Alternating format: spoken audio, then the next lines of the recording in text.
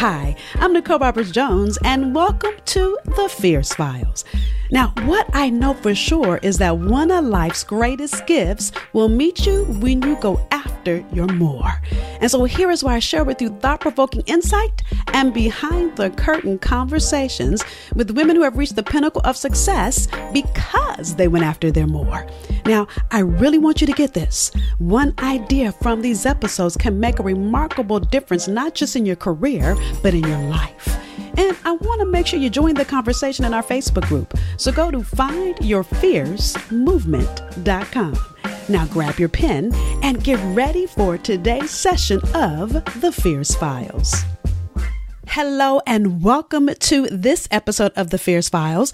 So today I'm beyond excited to introduce to you Michelle Gadsden-Williams. Now, Michelle is Managing Director of North America Inclusion and Diversity at Accenture and has more than 25 years of experience as an advocate for equality within corporate America and a thought leader around diversity and inclusion. But here's the thing that I think is so yummy about Michelle is that she had reached a pinnacle of success in corporate and then left and became an entrepreneur and then came back. So she really does speak to all that more, the conversation around more is. So she is, in addition to that, is an author, and we're going to talk all about her book, Climb. She is a producer and a philanthropist. Welcome, Michelle. Thank you for having me, Nicole. Excited to have you. Now, look, I'm going to be selfish and read my notes from your book. So one of the things that I absolutely love about your story is that you could have been just great with the role you had. I believe it was at Credit Suisse, and we'll talk about Credit Suisse later because my brother-in-law used to work there and you might know him. We'll talk about that off. I forgot to tell you that before we started. But anyway, so I love that, you were already at this great role doing great things and you decided, okay, there's something more, and you left and became an entrepreneur. So just and then left that and came back, right? And so just share with the ladies. Now, here's what she says in her book. And this is really what I want to kind of talk about in regards to that question. Climb is about staying true to yourself as you take every step and follow more than one path until you reach your goal and achieve your highest aspiration, whatever it may be. Woo, that was so good. So with that, tell us about you and your climb and why you chose everything you chose to do thus far in your journey. Wow. So starting from the beginning, in terms of my career trajectory. So I started my career in marketing, did that for a number of years, and then decided that although I liked marketing, I didn't love it. And I'm the type of individual where you're not going to get the best out of me if I don't really, really enjoy what I'm doing. You're not going to get that creativity, that innovation, all of those kinds of things. So I decided to take a step back, think about, who I was. I was doing like some self-assessment and just some internal reflection around, is this what I'm supposed to be doing? Right. Or am I supposed to be doing something else? So I made the transition into human resources. So I worked for a company that allowed me to rotate to different parts of the business, from marketing to finance to procurement. And so I made my way all the way around the organization and I landed in HR. And my assignment was to create, at that time, diversity was not called diversity, it was affirmative action. So I needed to create an affirmative action plan for this company. So after eight or 9 months of doing that and doing my research and speaking to those companies that were best in class in that space, I then came back, presented the strategy, and the president and the CHRO of the company said, "So do you want the job?" And I said, absolutely, yes. And that was 25 years ago. So that's how I made the transition from the business side into human capital practice. Right. Now, I've been doing this work a long time, and this work has taken me overseas. And, from the artist, I went to Switzerland, what was supposed to have been a 3-year assignment. My husband and I were there almost 10 years. We loved it. And then I transitioned from big pharma into financial services, Credit Suisse. And so I was their chief diversity officer for a number of years. I repatriated back to the US in 2014 and then decided after about a year and a half, I've been doing this work a long time. Am I doing more of the same? Do I need to reinvent myself? So I decided after, much reflection and speaking to my mentors and sponsors and others who are invested in my my potential and my success, I decided to pursue entrepreneurial ventures with my husband. Well, now I got to stop you there because I know she's going to go on. She has more than that. But here's the thing that I want you to get, Michelle. I'm sure you get this, but all the ladies that are listening, I want you ladies to get this too, is that the thing you keep saying over and over, that you kept checking in with yourself. And oftentimes we're so busy trying to keep up with perception and who we're supposed to be, or that next corporate ladder best move, right? And what I keep hearing you say is you're checking in with yourself. It's like, what gave you that inkling to know that you needed to check in with yourself? I think partly it was my personality. If I'm unhappy or complacent or, just coasting, that's not enough for me. I really put my heels in and understand what I'm doing, understand how it impacts the people, the culture, the business.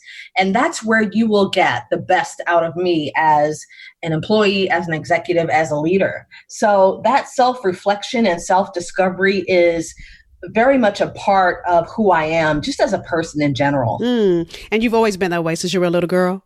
Yes. I hear it from my father too. Well, both my parents, but primarily my father. It's really interesting. I tell this story quite a bit. When my twin sister and I were young, from the age of 5 up until probably last week, my father would always ask the same question every single day over oatmeal. It was like, so girls, what do you want to do? Where do you want to be? Where do you want to go? Now that's sophisticated language for, parents to ask, kindergartners. Yeah. But that's my parents. And, that was their way of nurturing our talents. And they taught us the importance of being able to articulate and express our thoughts at a very early age. So I knew very early on, given the fact that my father's a retired executive, my mother is an entrepreneur, I knew that whatever it was that I was going to do long term, that it had to do with business. So corporate America is essentially where I landed. Right. I love that. And then even in listening to your answer, I'm thinking about what I read in your book when you talk about building your internal brand. And here's the thing that I think is so yummy about you, Michelle, right? And you probably, I don't know if you even acknowledge this about yourself. So let me just have a sister girl celebration moment for this moment. Building your internal brand is so hard let me just use myself for an example. When you grow up, so my goal ever since I was a little girl was to be a producer in entertainment. And I got to that place and I felt like something was missing. And so I had a choice to make. I could either continue on this path that I had been dreaming about, or I could go after the thing that was sitting in my soul. And so for you, it was an easy shift to go with the thing that was sitting in your soul, which to me is building your internal brand, right? So can you share a little bit about what that means? Like, what did you have to let go of, or what did you have to say yes to do that in the landscape that is corporate America? Yeah, and that's a terrific question. So, one of the things that I do every single year at the top of the year is I go through this mental exercise of asking myself a few questions. What are you passionate about? What is it that you want out of your career? What is it that's going to ignite that spark for you to leap up out of bed and to go into your place of employment every single day? What's going to give you that fulfillment and fill that void if there is one? Right.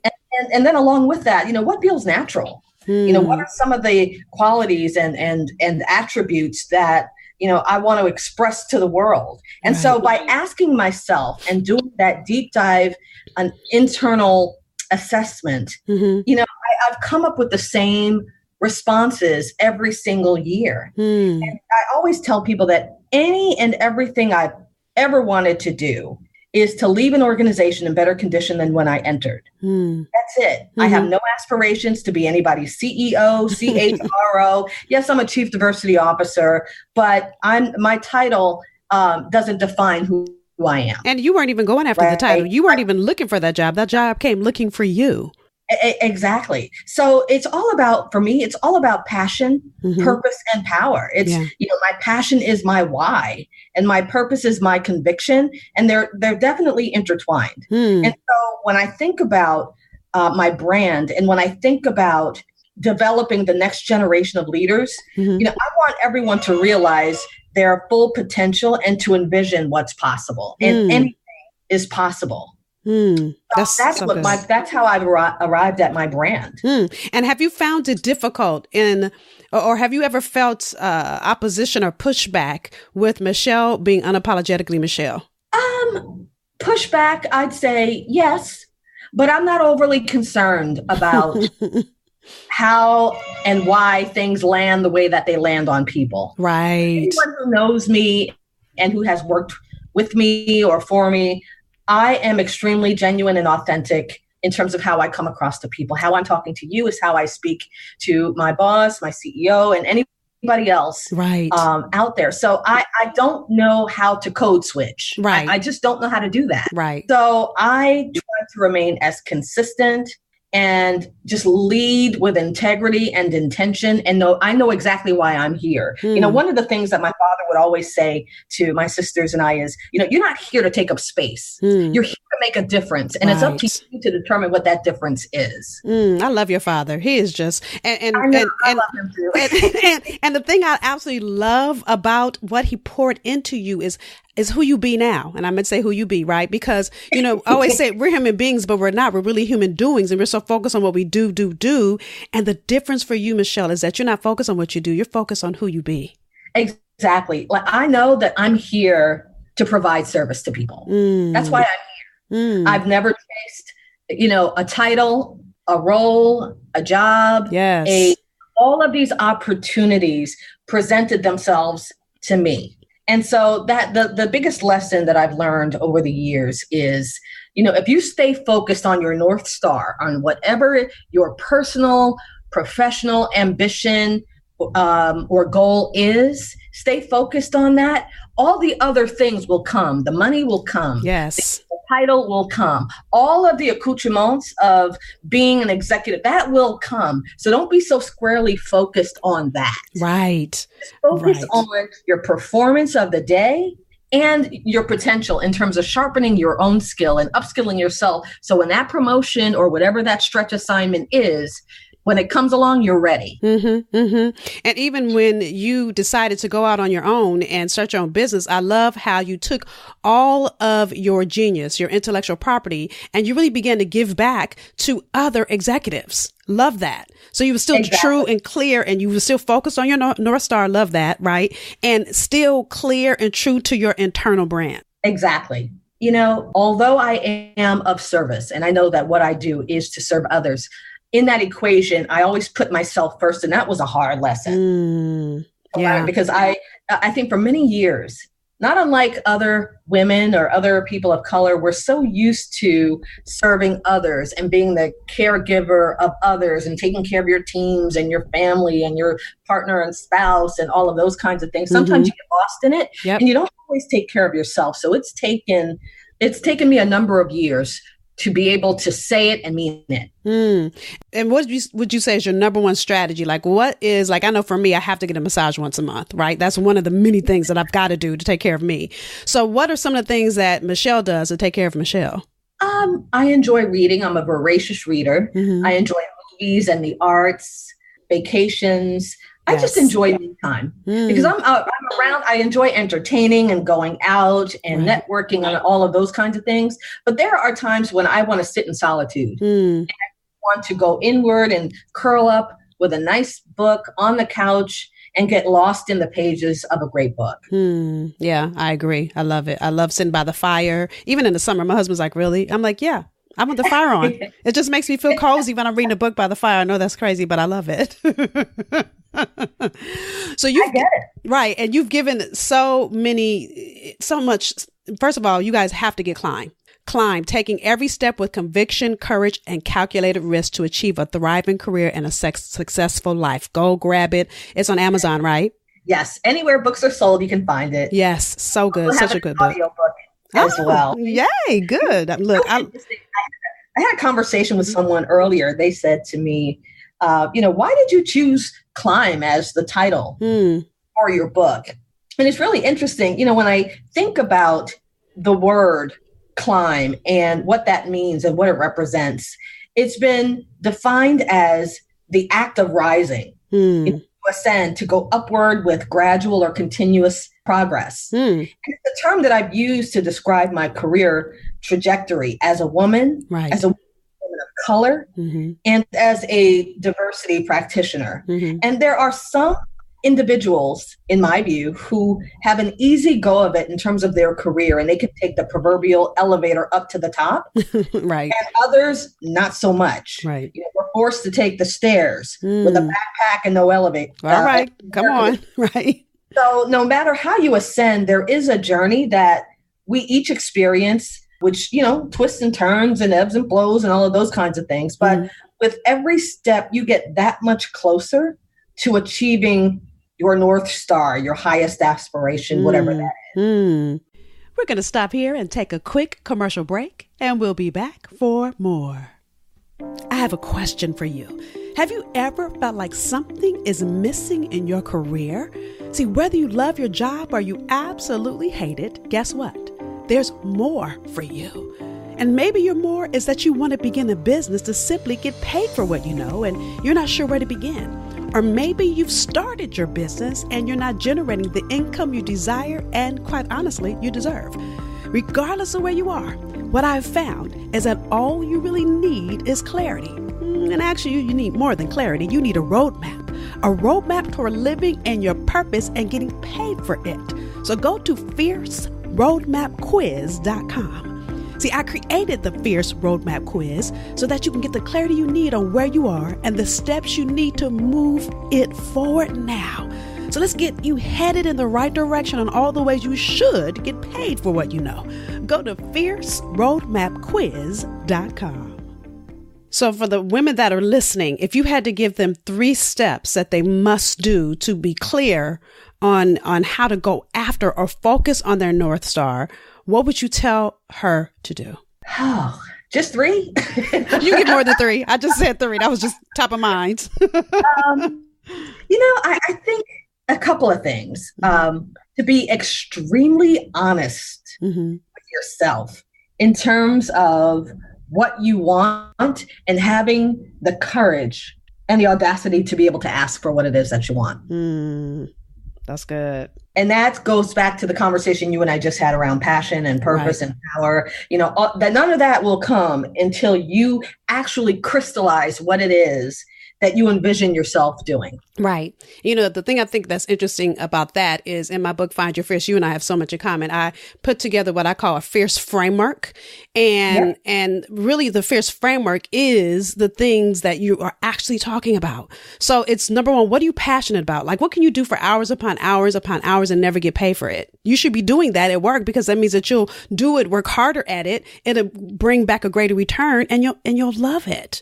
And then the second thing is, what are you proficient in? Like, what are you great at? There's no way you should be doing something that you're great at that you hate, right? Michelle Obama talked about that in her book, in Becoming, she talked about being a lawyer and she realized she hated it, right?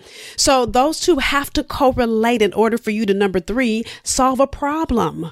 So your passion, your proficiency solves a problem out in the marketplace some kind of way. And then obviously number 4, it brings a profit to you, your business, your own bank account over time. Always say you're meant to make a difference and make money while you do it.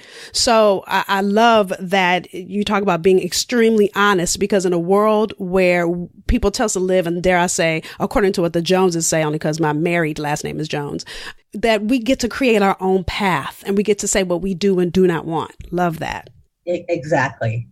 The other thing I would say is, find your fearless self. So over the years, I've been called a corporate athlete or a daredevil or however you want to classify that. Because I know that's me. I was the type of employee, then executive, who did all of the things that everyone else wouldn't do. So, he who dares greatly. Yes. In my opinion. Yes. So, give me the goggles. I'm going into the sandstorm. I know that's right. So that's how I've led my career. And so I have made a commitment to myself a long time ago that I'm going to live boldly and I'm going to choose courage over comfort. Yes. Yes. So it's just really interesting. I think sometimes we are afraid, we as women, particularly women of color, sometimes we're just afraid to ask for what we want. Yeah.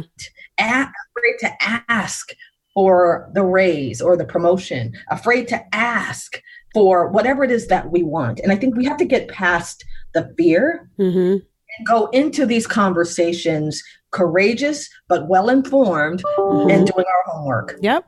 Because what's the worst thing that can happen? What's the absolute worst thing that can happen when you go and ask for it? Often I say, and this is when I used to not be my own boss, if they fire me, then I'm not meant to be here. I'm clear. Exactly. So, finding your fearless self, playing it safe is not an option. What got you to where you are may not get you to where you want to be. Say that again. Somebody needs to tweet that. What got you to where you are may not get you to where you want to be. That's right. There's a quote by Bishop A.R. Bernard that says, the tools you've used on this level are not sufficient for your next. So if you want to expand your territory and do more, you can't keep doing the same thing over and over and expecting this different result. Exactly. That's good. Exactly. And then my third would be, it's around, I don't use the term failure a lot.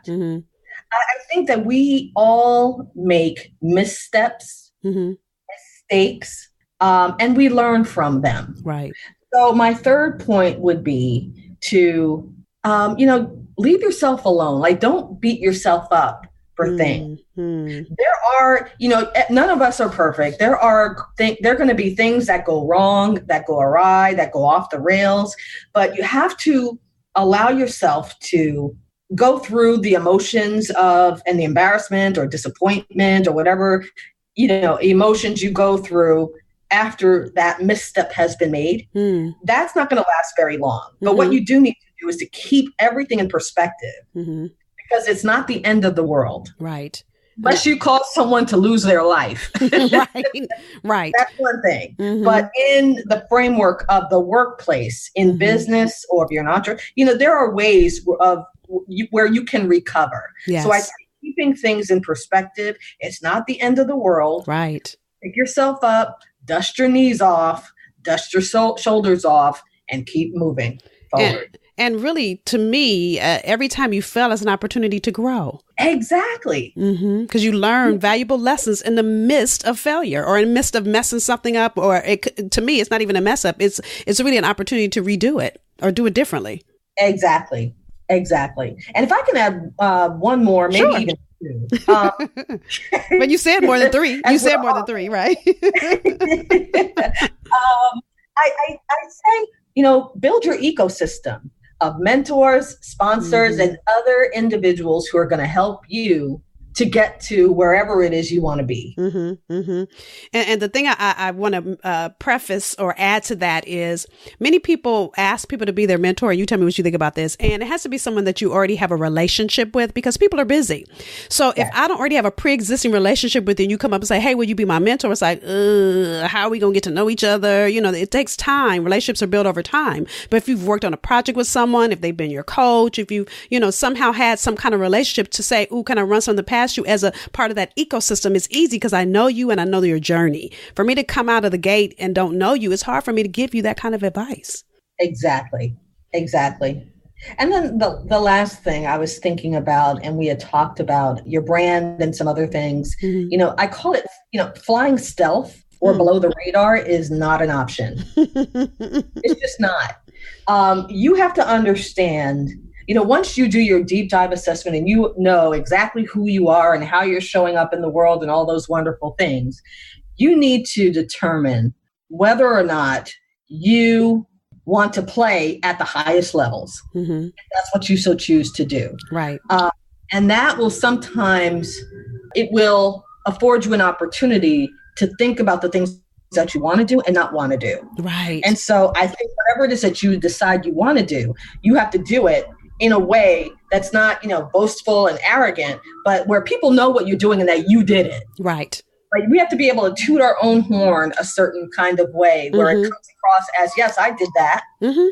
Because I think culturally, women of color, we typically don't know how to advocate for ourselves in that way. Right. We're just not wired that way. We're taught to be humble and, you keep your head down. Maybe somebody will pay attention. That's not going to do it anymore. So flying stealth below the radar and just doing a good job, no, that's not going to work. Right. Not in today's environment.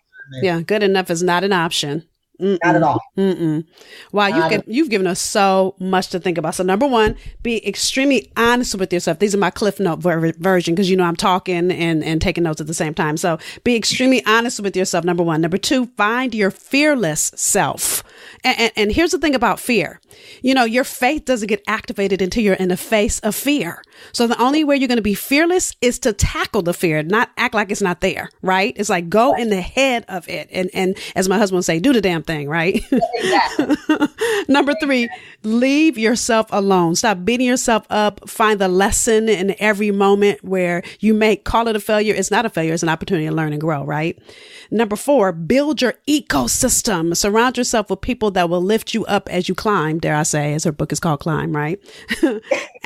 and number five, flying stealth is not an option. Being below the radar is not an option. Woo! Yeah. You've given so much, Michelle. So as we, can I have one more? Of course. This up. Yes, this is good. Lift others as you climb. Yes. I believe that it is our indelible responsibility to ensure that another person, particularly another woman of color, that she succeeds. Yes. It's our role to guard, protect, champion, advocate, mentor, whatever it is, where she doesn't feel like she's out there left to her own devices.